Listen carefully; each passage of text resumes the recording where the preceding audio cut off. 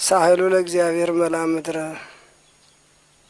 የእግዚአብሔር ምሕረት የእግዚአብሔር ቸርነት ሰማይና ምድርን መላ በሰማይ በምድር መልቶ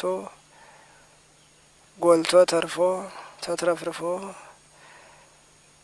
የረቀቀው ጎልቶ የራቀው ተገኝቶ እንዲታይ እንዲመሰገን እንዲደነቅ እንዲታሰብ ሆነ።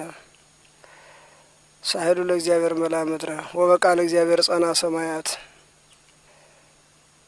ሳህሉ ለእግዚአብሔር መላ ምድር ብሎ እግዚአብሔር አብን ነው። ወበቃለ እግዚአብሔር ጸና ሰማያት ብሎ እግዚአብሔር ወልድን ነው። ወምስትንፋሰ አፉ ኩሉ ኃይሎም ብሎ እግዚአብሔር መንፈስ ቅዱስን ነው። ይህ ረቂቅ ኃያል ምስጢር ብዙ ምስጢር የሚዳስስ ሲሆን በሰማይ ከዋክብቱ ባይደርሱበትም በ12 መላእክት የምትታጀበው ፀሐይ፣ በ7 መላእክት የምትጠበቀው ጨረቃ፣ በአንዳንድ ብርሃን የተቀረጹት ከዋክብት ይታያሉ።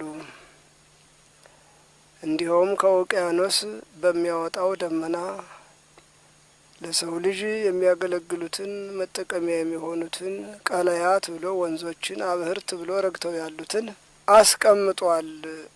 በውቅያኖስ ያለውን በደመና አውጥቶ ወደ አየር አቅንቶ ለኢትዮጵያ ቸርነቱ የማያልቅበት አምላክ ነውና በበጋ ወተቱን በክረምት እሸቱን ያመጣል። በሌሎች ሀገሮች ለመናገር ጊዜ ሲያጥር ይቀራል። ይህ እንዳለ ሆኖ ከሰማይ በበታች ያለው ጠፈር የውሃ ዓለም በጨለማ ወንፊት ተታቶ ከመሬት ተነስቶ እሱ ባወቀ ፈጠረው አሰፈረው ተብሎ ይመለሳል። እዚህ በበታች ደግሞ ወደ መሬት ስንመጣ ብዙ መደነቂያዎች ይታያሉ። ግን ሰው የሚጠቀምባቸው፣ ሰው የሚያዝባቸው፣ ሰው የሚጎዳባቸው አሉ። ሕግ ባያልፍ ትእዛዝ ባይጥስ ብዙ የሚገዙለት አሉ። ሕግ ቢጥስ ትእዛዝ ቢያፈርስ መጠቀሚያ የነበሩት ሁሉ ጠብ ያነሳሉ። የሚታወቅ ዘንድ አዳምን ከገነት ደው አርደህ አወራርደህ አልበህ ጠጣን፣ አርደህ ብላን፣ አስብተህ ረደን ብለውታል። ለእኔ ምን ነስቶኝ ምን አጉድሎብኝ እናንተን አረጀ መብላት መጣብኝ? ባላችሁበት አጽንቶ አባስቶ አራብቶ ያኖራችሁ ብሎ መርቋቸዋል። የኋላው እርግማን ሳይመጣ ለ7 ዓመትም አራዊት እየተመላለሱ የሰርክ ጸሎት እየተካፈሉ አብረው የሚደረገው ምህላ እየተቀበሉ ለምህላው ገነት ይገባሉ። ለማደሪያ በየጫካው ይበተናሉ። ጠብ ሳይፈጠር እሳት ሳይጫር ችግር ሳይመጣ መጨረሻ ግን ያ ሁሉ ሰላም ቀረ፣ ያ ሁሉ ፍቅር ተቀየረ። አራዊትም ደቂቀ አዳምን የሚነክሱ የሚያስለቅሱ ሆነዋል። ግመል የነበረችው እባብ፣ ሳያላምጥ የሚወጣው ዘንዶ፣ የተለዩ አራዊቶች ሰውን የሚያስደነግጡ ሆነዋል። የተለዩት ደግሞ ቸርነቱ አያልቅምና ጥቅም እንዲሰጡ ተደርጓል። ይህ በእንዲህ እንዳለ አዳም የነበረባት አሰረ ምናኔ 7 ዓመት ነበረች። በምናኔው በብቸኝነቱ በቅድስናው በድንግልናው ዓለም ሳለ ጠጥቶ መሽተትም በልቶ መቀመጥም የለም። በሆዱ ይጠፋለታል። ይሄ ሁሉ ሽታም አልመጣም ነበረ። አሁንም እንግዲህ ከዚያ የተነሳ ዓለምን ንቀው መንገዳቸውን አውቀው ለሚሄዱ ብቸኞች አዳም ከገነት ትቷት የወጣትን ጽዋ ለመጠጣት ነው። ሰዎች ዓለምን ያሽሞነሙናሉ። ዓለም የሚሽሞነሙነው በአንድ ክፍል ነው። ብቸኝነቱ የታቀደው በሁለት መንገድ ነው። ወበቃለ እግዚአብሔር ጸና ሰማያት ያለው ሰማይና መሬት የፈጠረው እግዚአብሔር ወልድ ዓለምን ሊያድን ሲወርድ መጀመሪያ ከረከሰው ዓለም ሳይጋበዝ ወደ ገዳመ ቆሮንቶስ ነው የተጓዘው። ገዳመ ቆሮንቶስን ባርኮ ቀድሶ መንገዱን ቀይሶ ከዚያ በኋላ ደግሞ ትንሽ አንዳንድ ደግፍ ቢተርፍ ብሎ ሊባርክላቸው መንገዱን ሊያሳያቸው በላ ጠጣ ባይባልም ሰክሮ ወጣ ባይባልም ባርኮላቸዋል። እንግዲህ ወበቃለ እግዚአብሔር ጸና ሰማያት አሁን ሰማይ መሬት እንደዚህ ሲፈጠር የጠፋው ዓለምም ተመልሶ ሲማር ኋላም ደግሞ በፍርድ ቀን እየዋጋው የሚከፈለው በቃል ነው። ፈራጁም አስፈራጁም እግዚአብሔር ወልድ ነው። አብና መንፈስ ቅዱስ ዓለምን ለማሳለፍ ቢመጡም ፍርድ አይሰጡም። ወኩሎ አወፈዮ ለወልዱ ሁሉንም ለልጁ ሰጠው ነው። ለእምነት ጊዜ ሰጥተን ሰማይ እስከነግሱ መሬትን ከነልብሱ ከመፈጠሩ በፊት በእግዚአብሔር አብ የባህሪ ልጅ በመሆን ያለ እናት መወለዱ አንድ ልደት ማእከለ ዓለም ዘመንን አስቆጥሮ ፍጥረታትን አስፈሮ ሰማይን ወጥሮ መሬትን ዘርግቶ ካስገኘበት ጊዜ ጀምሮ ተስፋን ሰጥቶ ትንቢትን አበርክቶ በወቅቱ መጥቶ እንደገና ዓለም እንዲድንበት ተደርጓል። ይህ ደግሞ ከድንግል ማርያም ያላባት መወለዱ ነው። ቅድመ ዓለም ያለ እናት ማእከለ ዓለም ያላባት ሁለት ልደት የምናምነው የምናሳምነው የምንጠይቀው የምንጠየቀው የምንረዳው የምናስረዳው መንገዱ ይህ ነው። በሌላ ጊዜ አስፋፍተን አባስተን እንድናመጣው ለዛሬ ይህን ያስቀመጥ ነው። የሁለት ዓለም ስደተኞች እንዳንሆን ነው። ዓለምን መናቅ ቀላል ነው መንገዱ፣ አምላክን መከተል ቀላል ነው እቅዱ። እምነትን መካድ ግን ሰፊ ነው ጉድጓዱ ለማለት የተፈለገው አሁንም ወበቃለ እግዚአብሔር ጸና ሰማያት የተባለው እግዚአብሔር ወልድ ወደዚህ ዓለም ሳይመጣ የነበረው ኃጢአት መጠነኛ ነው። ሀመጣ ከታየ ውሃ ከቀዳ እናቱን ከረዳ ከተሰቀለ ከተነሳ አረገ ወዲህ ግን ሁሉም ሰው ጾታውን ለቆ ከውዲቱ ሃይማኖት ርቆ በአራዊት ጾታ ተጣብቆ ይገኛል። በዚህ ላይም ምታቱ ምልክቱ በርከት ያለ ነው።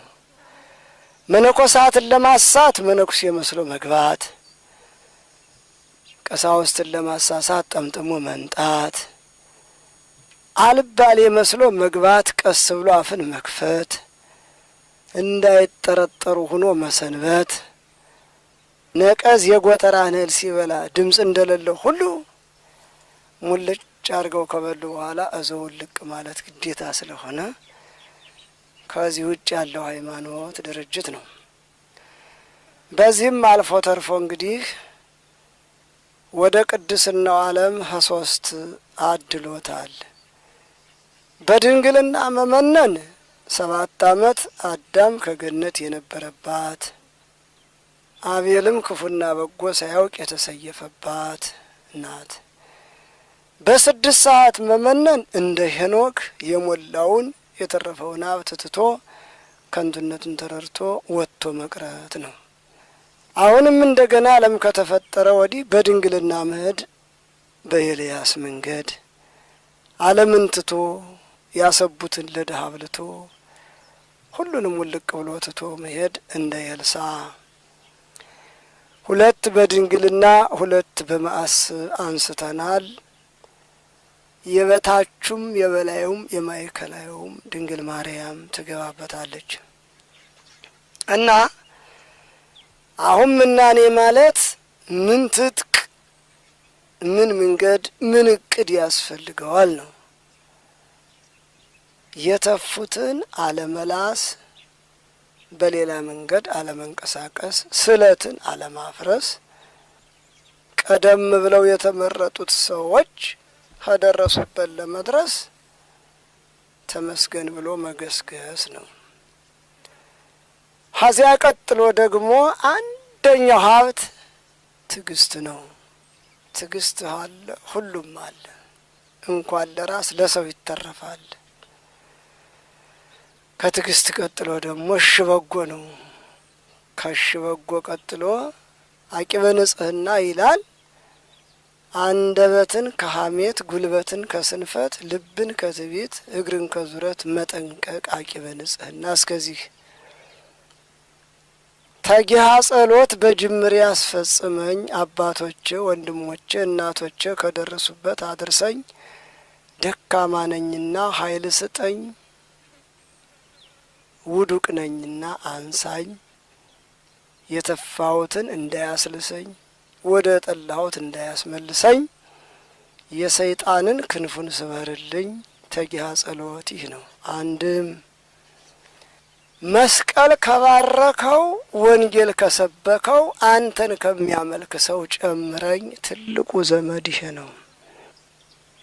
ምእመናን እንዲቀበሉኝ የት መጣህ እንዳይሉኝ፣ ስደት ቢገጥመኝ እንደ ዮሴፍ ከጎኔ ቁምልኝ፣ ጸንቼ ብገኝም ለክብሩ አብቃኝ፣ አየሁኝ በቃሁኝ ከማለት ከከንቱ ውዳሴ አድነኝ። ዓይኔ ተከድና አፌ ተገጥማ ጉድጓድ እስከምገባ ነፍሴ ወደ አንተ እስከምትመጣ ድረስ በራሴ እንዳለቅስ እንድጸጸት አድርገኝ። ደና ደናዎቹን እንድመስላቸው አድርገኝ፣ ደካሞችን እንዳልከተላቸው አድርገኝ። የደካማ ጓደኝነት ቀድሞ መደፋት ነውና፣ አንድም ደካማ ቢያነሱት ምንጊዜም ደካማ ነው። ለማውራትም ያሳፍራል፣ ለመጨመርም ችግር ይፈጥራል። ደናውንማ ቢጠሩትም ያኮራል፣ አዎ ቢለምኑትም ይደርሳል። ዛሬ አባቶቻችን ዓለምን የሚያቀላውጡት ፍቅረ ድንግል ያደረበትን እፍን አድርገው ጠብቀው የሚይዙት እሳቱን፣ ስለቱን፣ ረመጡን ችለው ነው። እሳቱ ስንል ሆድ እንደፈለገ ባለመገኘቱ ነው። ረመጡ ስንል በአንድ ቦታ መጽናቱ ነው። ስለቱ ስንል እሳ አገልግሎት ላይ መበርታቱ ነው። ሌላ እንደ ጊዜው ነው አምላክ ሊሰጥ የሚችለው። ለሚበረቱት ሰይፍን፣ እሳትን፣ እስር ቤትን፣ ሰንሰለትን ሰጥቷቸው አንዳንድ ጊዜ እየተገለጸ አጽንቷቸው ሰፊ ዋጋ ሰጥቷቸዋል። ስቃያቸውም የተለያየ ነው፣ ክብራቸውም የተለያየ ነው። በእኛ ዘመን ግን እሳትም ስለትም እስር ቤትም የለብንም። ምናልባት በእኛ ዘመን መታሰር ቢቻል አንድ ቦታ መጽናት ነው። ሁለተኛ ደግሞ እሳት ቢባል አገልግሎትን መቻል በእንዲህ ያለ ቅዱስ ቦታ ላይ ተገኝቶ ለክብር መብቃት ነው። አንድም ገዳም ማለት አዕዋፍ ወፎቹ፣ አእላፍ ብዙዎቹ የሚኖሩበት አራዊት የሰፈሩበት ማለት ነው። ከእነዚህ ጋር አኖረኝ ትልቅ ልመና ነው። ከሰው ጋር ቢኖሩ ችግሩ ብዙ ነው። ለዚህም ነው በኩረ መላእክት ርዕሰ ባሕታውያን አምደ መነኮሳት ገብረ መንፈስ ቅዱስ ገዳም ግባና በዚያው ቅር አላቸው ጌታ። ሀማን ጋር አሉ ጻድቁ፣ አንበሳዎቹ ነብሮቹ ያነጋግሩህ፣ እነሱ ቤተሰብ ይሁኑህ አላቸው። ከሰው ጋር ብትኖር ችግር ነው፣ አራዊት ጋር ብትኖር ልዩ ነው። እንደዚያም ብሎ ታዲያ ፈተናው አልቀረም። ኢትዮጵያ ሲመጡ 100 ዓመት ቢዘቀዘቁ አጥንታቸው ውልቅልቅ እስከሚል ተቀጠቀጡ። አረብ አገር ቢሄዱ በእሳት ተከተቱ። ከተንጠለጠሉበት ዛፍም ወደቁ። በራሳቸውም ቆሙ። 35 ዓመትም ድንጋይ ነከሱ። ሲነሱም ጥርሳቸው እዚያው ረግፎ ቀርቷል። ያ የረገፈው ጥርሳቸው ሎሚ፣ ትርንጎ፣ ወይን፣ ብርቱካን ወዘተ ሆኖ ገዳም ተመስርቶ ያንን እየበሉ እልፍ አእላፋት መነኮሳት እስካሁንም እስከ ዕለተ ምጽአትም ይገኛሉ። ዓለም አያገኛቸውም ተሰውረዋልና።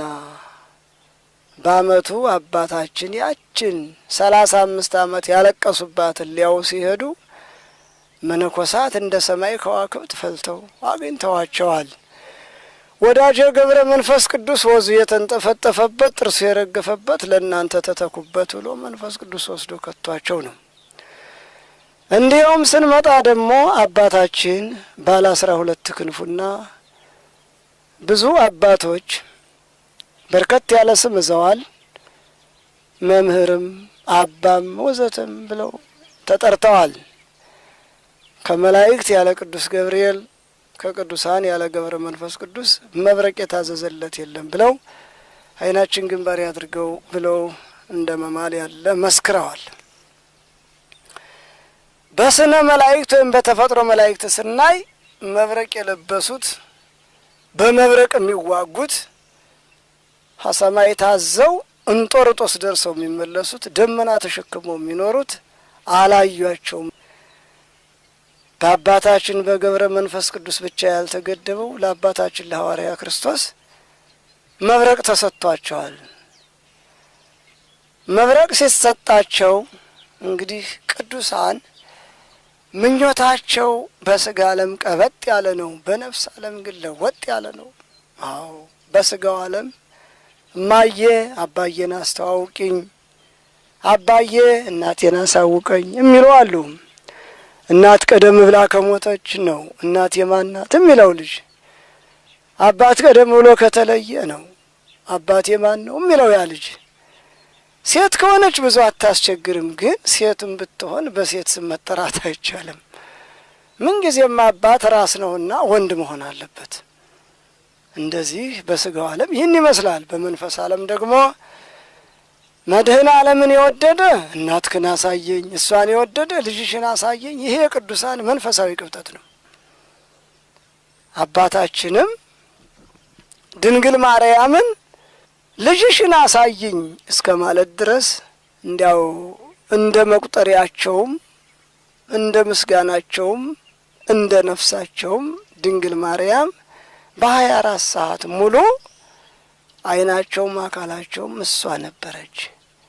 በልጄ ሆይ እንዲማ ከፈለክ ና የወዳጄ የቅዱስ ሚካኤል ቤተ መቅደስ ካለበት ትንሽ ታገለግላለህ፣ ርዕሰ ቅዱሳን መድኃኒነ እግዚእ ካለበት የልጄን ቀንበር ትሸከማለህ፣ በቅዱሱ ንጉሥ ሰዓት በገብረ ማርያም ገዳምህን ትመሰርታለህ፣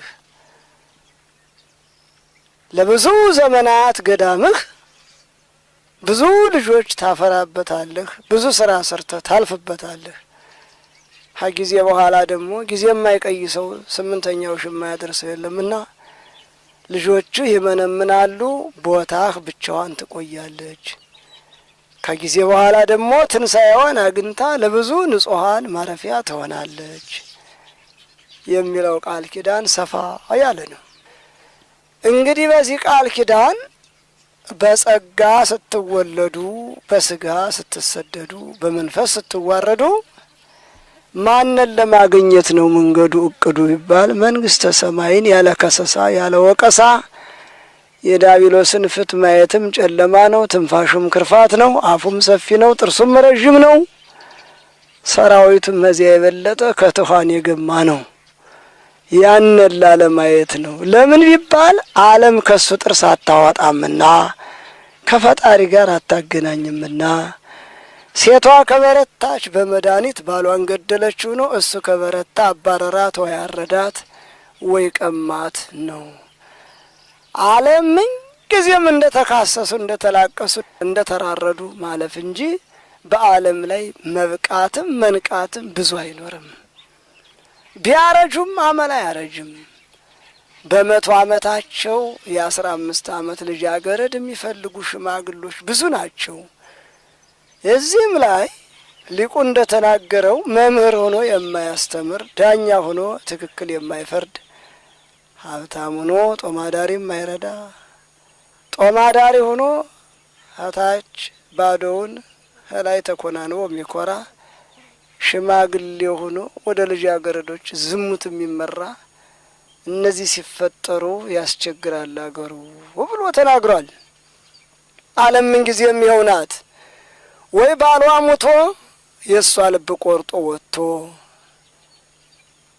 እድሜም ካለ እንደ ክርስቶስ ሰምራ ማታም ከሆነ እንደ እናት ናስያ ንስሐን ጸጸት ሀብት አድርጋ ከዘለቀች ነው። ንስሐም ራሱ ቆብ ነው። ቆብ ስለሆነ ገቢ ካለ ይዘልቃል። ያ የንስሐ ቆብ ስጋ ሲፈርስ አፈር ሲለብስ ያልቃል። በቃ ዓለም እንግዲህ አንድ ነገር አለው፣ ይጓዛል። አንዱ ሲታጨድ፣ አንዱ ሲወቃ፣ አንዱ ሲተከል፣ አንዱ ሲነቀል ነው። ሎተሪ የደረሰው መነቀሉ መሄዱ ነው። የተተከለው ደግሞ ተከትሎ መሄዱ ነው። እንዲህ ያለ ነው ዓለም የሚያልፈው። መልካሙን ፍሬ ሆኖ መሄድ ምን ያህል ይጠቅማል፣ ክፉውን ፍሬ ተከትሎ መሄድስ ምን ያህል ይጠቅማል? ይህንን መለየት አእምሮ ያስፈልጋል። አንድም ከእንስሳት ውስጥ ፈረስ አለ። እህሉን ካፈሩ ላይ ቢያደርጉለት በከንፈሩ አፈሯን እያንጠረጠረ እህሏን እየመረጠ ይበላል እንጂ መሬት ላይ እህሉ ፈሰሰ ብሎ አፈሩን አያፍሰውም። ፈረሱ ካፈሩ ያለውን ለይቶ ሲበላ ሰው ለይቶ መብላት አቅቶት በኩነኔና በኤችአይቪ ተበላ ለማለት ነው። ስለዚህ የዓለም ጣጣ ይሄ ነው። ቢነግሱም ቢሾሙም ቢግበሰበሱም ከኩነኔ አያድንም። ቢሰጡም ቢመጸውቱም መታጠቢያው እንደገና ደግሞ መውደቂያው ብዙ ነው። ታጥቦ ጭቃ ነው። ብቸኝነት ግን ታጠራለች። ጥቅሟ ለተገለጸለት ማለት ነው። እዚህ አሁን በዚህች ቦታ ምን ይታያል? ቀና ሲሉ ሰማይ ነው፣ ዝቅ ሲሉ ምድር ነው። ሰውም ጥሩ ነው። ሰው ከመጣ ነገር መጣ ቢባልም ሰው እንደ ተሰጥኦ ነው ተጋድሎ የሚያገኘው። በሰው መሀል ሆኖ ክብር ማግኘትም አለ፣ ብቻንም ሆኖ ክብር ማግኘት አለ። ይህ እንደ መናኙ ፍላጎት ነው። ራሴን እንድጎዳ ወገን እንድረዳ አድርገኝ ቢል ያን ያገኛል። ሰው አርቀኝ፣ አንዱ ደብቀኝ፣ በዛው አዝልቀኝ ቢልም እንደ ፍላጎቱ ያገኛል። ግንቦት 29 ላይ እንዳለችው ጻድቅ ማለት ነው ጭብጥ ሽምብራና አንዲት ሽክና ውሃ ይዛ ወጣ። የሞተች ጊዜ ውሃይቱም ደርቃለች፣ ሽምብራውም መልቃለች። 38 ዓመት ቆይታ ማለት ነው። ሰው እንደምኞቱ ነው። ይሁንም እንጂ ከመረዳት መርዳት፣ ከማዘዝ መታዘዝ ይበልጣል። አዎ መታዘዝ ዋጋ አለው። የማዘዝ ዋጋው መጠነኛ ነው። አዎ እንዲያው አሁን ቅዱስ ይምርሃ የኢትዮጵያ ንጉሥ ነው። ግን ንጉሥ መሆኑን ነው ዓለም የሚያውቀው። በውስጥ ምስጢሩ ግን ማንም አላወቀው። እንግዲያማ 24 ዓመት ሙሉ ከመላእክት ጋር መቀደስ ማን አዞት ነው? የኢትዮጵያው ድሜጥሮስ ሚስት አግብቶ ያረከሰ አንድ ቀንም ያልተበሳበሰ በድንግልና የጨረሰ ድንግልናም እንዳለ ቅድስናም እንዳለ ምንኩስናም እኮ እንዳለ ነው። ምንኩስናም እንዳለ ነው። ግንሳ አላደመቀውም፣ አላዘለቀውም፣ አላሳወቀውም። ብዙዎቹ ሰዎች ይህንን እየሰወሩት ያልፋሉ። አንድ ከከንቱ ውዳሴ ለመዳን ነው፣ ሁለት ጉድ ይህ መንኩሶ ላለመባል ነው እንጂ ብዙዎቹ ነገስታት መነኮሳት ናቸው። አጼ ዮሐንስም ብናነሳ ብዙ ታሪክ ነበር፣ ጊዜ ይከሳል እንጂ። አዎ ድንግል ናቸው፣ ማንም ግን አያውቅም። ቆባቸው የተገኘው የተሰየፉ ለታ ነው እና ቅዱስ ይምርሃ ኢትዮጵያን 40 ዓመት ገዝቷል። በጸሎት ነው፣ በጥይት አይደለም። አዎ በትርምት መሬት በመተኛት ራስን በመጉዳት አምላኬ አደራዬን ተቀበለኝ፣ እንደ ሰሎሞን ከጥጋብ እንደ ዳዊት ከዝሙት አድነኝ እያለ ነው ያለቀሰው። ስለዚህ እሱን ያነሳ ነው ለአንድ ጉዳይ ነው። ለምን? እሱን የሚታዘዝ ረድ ነበረ። ከዚያች ቅድስት መሬት ተነስቶ ኢየሩሳሌም በቀን 7 ጊዜ ውሃ ማመላለስ እጹብ ድንቅ ነው። አዎ ከመምህሩ ደቀ መዝሙሩ ከመምህሩ ደቀ መዝሙሩ ተመልከቱ። እንግዲህ ሰው አንድ ቦታ ተልኮ ለመምጣት እያቃተው እያለ እያቃተተ 7 ጊዜ በቀን ከኢየሩሳሌም ላስታ መሬት ውሃ ማመላለስ ይሄ ነው የሚዳሰስ፣ ይሄ ነው የሚያስደስት፣ ይሄ ነው ትሩፋት፣ ይሄ ነው ጽናት።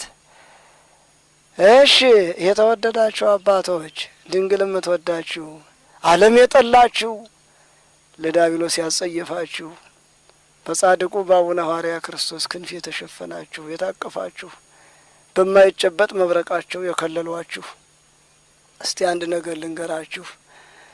መጽሐፍ ስናነብ አንድ ሰው በቃ ይላል፣ ታመመ ይላል፣ እስር ቤት ገባ ይላል። መቼም ይችን ዓለም ዝም ብሎ ማለፍ አይቻልም። ወይ ተወግሮ፣ ወይ ታስሮ፣ ወይ ተቆርጦ፣ ወይ ተመቶ፣ ወይ ተኝቶ ነው። ታዲያሳ ጌታ መጥቶ ቃል ኪዳን ሰጠው፣ ድንግል ወርዳ ሰላምታ አለዋወጠው የሚል መጽሐፍ ነው የተቀመጠው። ታዲያ ምዕራፈ ቅዱሳን ተከዜስ ይሄ የለም እንዴ? በአሁኑ ጊዜ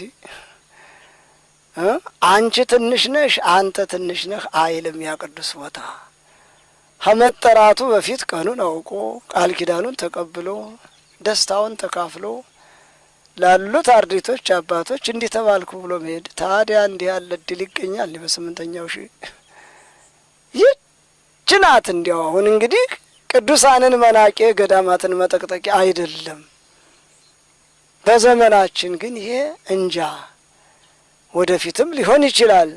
ቀደም ግን ቆርጠው ለተሰየፉ እንጂ አገልግለው ላለፉ እንዲህ አልተሰጠም።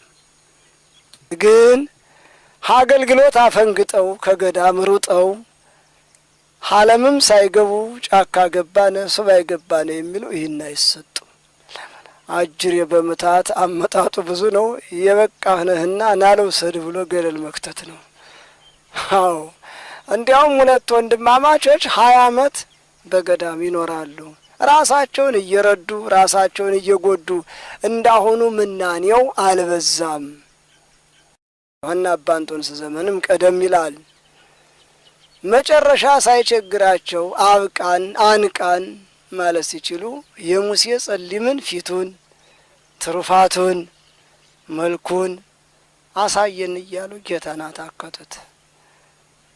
ጌታን ሲጠይቁ ሰይጥ ያየና መጣ። ይኸውላችሁ መጣሁላችሁ፣ ጌታ ማለት እኔ ነኝ አለ። ይኸውሉ እንግዲህ ሱባኤ ተብዬ ነው። ከዚህ በኋላ ምን አለ? ጸሎት እንዳታደርጉ እኔ ጨርሻለሁኝ፣ ዝም ብላችሁ ተከተሉኝ አለ። ገደል ሊከታቸው። ይሄ ነው እንግዲህ የሱባኤ ጉዳቱ። እዚያ ላይ ይዟቸው ሆነ። ባህሩን ገደል አደረገው፣ ገደሉም ባህር አደረገው። ሁለቱም ምታት የሱ ነው። ተጫወተበት።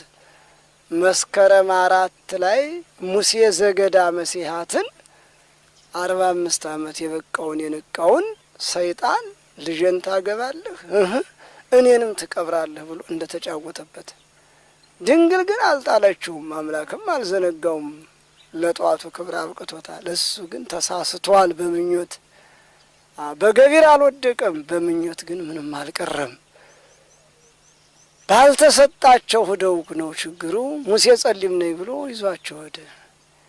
የሚመቸው ቦታ ጉድጓድ ሊከታቸው ሲደርስ እንዳታማትቡ አላቸው።